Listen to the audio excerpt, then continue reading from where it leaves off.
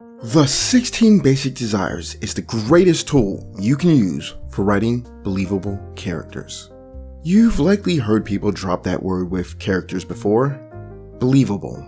Maybe they used it to compliment one or methods for creating a character, or vice versa. Maybe they used it to criticize a character or a character creation method. In my experience, most people who throw it out there aren't helping anybody. How many times have you heard people who use it provide insight on what makes someone believable? How many times have you heard these people speak in anything beyond abstracts? How many times have you heard it be more than a buzzword? So, with that in mind, let's define what makes a character believable. Consider these 4 things when trying to make a believable character: a full life, a fully fleshed out world around them, universal behaviors, and a specific personality.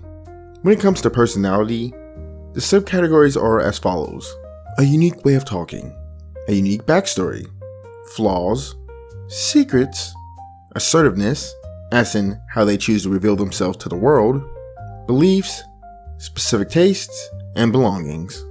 There are many specific techniques I could break down for making a character believable, and if you're interested in me doing that more, tell me in the comments. But the overarching thing to keep in mind with believability is to be repetitive. Hit characterization hard. Make a character predictable. Why? It builds familiarity. Repetition helps the audience get to know a character deeply, just like how we get to know people in real life. When we see someone consistently behave in a certain manner, we form an image of who they are based on these repeated observations. This, in turn, creates predictability. Predictability, to note, doesn't have to be boring or robotic. It just means their behavior aligns with their established personality, which makes them feel real. People in real life generally act in line with their character, so when fictional characters do the same, it enhances their realism. Predictability in character behavior reassures the audience that the character's actions are grounded in their established personality, not just plot convenience. This establishes reliability, which is linked to trust. When characters repeatedly exhibit behavior that aligns with their desires and motivations, it builds trust with the audience. This trust makes a character reliable in the eyes of the audience. They can rely on the character to behave in a manner consistent with these traits, which increases emotional investment and engagement. This, to note, is why I'm perfectly comfortable with using tools like the Enneagram and MBTI, and why I'll argue, even if they are pseudoscience, they are useful for writers making believable characters. But I imagine learning all that might not be enough. After all, the human mind feels things first and then invents reasons to justify that feeling. This is why if someone is proven wrong on something, they'll just seek another reason to justify their feeling instead of changing their mind. So, for those who are invested in bona fide psychological science, we come to the 16 Basic Desires. The 16 Basic Desires is a theory developed by psychologist Stephen Rice, which explains the motivations that drive human nature. And unlike the Enneagram or MBTI, which are based largely on theoretical constructs and psychological archetypes, the 16 Basic Desires is derived from empirical research. Dr. Rice conducted extensive surveys with thousands of people to uncover what motivates us to the most fundamental level. He used rigorous statistical methods, specifically factor analysis, to identify and confirm these 16 desires as distinct motivational drivers of human behavior. When I went through this research, I found myself drooling over how insanely useful this is for understanding who our characters are and why their relationships work. But before I touch on that, let's say what the 16 desires are. 1. Acceptance. 2. Curiosity. 3. Eating. 4. Family. 5. Honor. 6.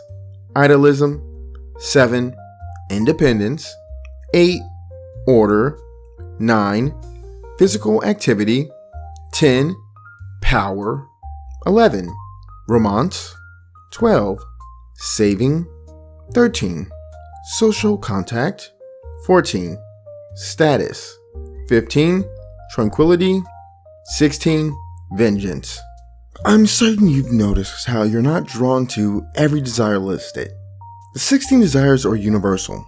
The degree to which we experience them, not so much. This is where individuality comes into play. We all experience desires to a differing degree. We can classify the extent we experience a desire into 3 camps: high, average, and low. It's the highs and lows which really define us as individuals. There's no real distinct trait which comes out of someone who has an average desire, as society often satisfies it by just living. High intensity and low intensity desires require far more effort. In the case of an individual's high intensity desires, they must do something to actively seek out such satisfaction. As for someone with low intensity desires, they must do stuff to actively avoid it or seek the opposite of what someone on the high end will want. We can mature with how we approach a desire, learn how to better satisfy it, but the fundamental motivation is consistent. And now, having said all that, I imagine you can see how this wraps around to what I said at the beginning about believability. Believability in character creation stems from understanding the deep-rooted desires that drive every human action. These desires, when consistently manifested in your characters, provide a solid foundation for their predictability, which in turn enhances the reliability and engagement in the audience. By integrating the 16 basic desires into your characters, you not only grant them a more profound psychological depth, but also more relatable and realistic human experiences. After all, they won't just be character traits, they'll be grounded in universally understood human needs that make their choices feel inevitable and genuine. As a writer, I use this entire system as the 4th step in my character creation process. Archetypes provide simplicity with relation to the plot. It's a clear, straightforward template, a skeleton. The Enneagram then adds more motivation, but it's me keeping it simple still, since my predominant use at this phase is figuring out what I'm focusing their narrative around. Then when I go to Myers-Briggs, it's me thinking more about a character's interaction style and problem-solving approaches. Then, when I hit the 16 basic desires, only then do I finally address the question, who is this character? This allows me to explore the character's specific, granular motivations that drive their actions and decisions on a day-to-day basis. So, anything with believability that the others can't be used for, I end up going here. And with me having all of this, I come back to what I mentioned at the very beginning of these videos, the 3 dimensions of character. I know every desire that lies within this 3rd dimension of character, and know how to shape what appears in the 1st dimension based on it. And from this, I can answer all kinds of questions, big or small. Like, for instance, my protagonist's favorite music genre is symphonic metal. Why? It appeals to her high desire for power, independence, curiosity, honor, romance, and physical activity, and her low desire for tranquility. As for how to find the desires, for those interested in developing a desire profile, I have 2 methods.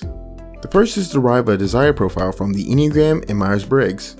I look at correlations from each profile, like how in Enneagram 3's desire correlates with a high desire for status or power, or how an INTJ would likely have high curiosity and low social contact. Then I hypothesize through each desire. Or, if you want to speed it up, use AI like ChatGPT to tell you where it correlates to and adjust accordingly with what you find to be true for the character. The second is to take a test as the character. I haven't seen any satisfying ones around, so I might design one if people are interested. Tell me in the comments. At any rate, we're nearing the end of my whole character creation system. The only stage that's left is backstory, which everything I have, the archetype, the Enneagram, MBTI, and desire profile, will make absolutely easy to create. And I'll show you how in the next video in the series that explains my construction method. If this is your first in the series, I recommend giving the playlist a watch.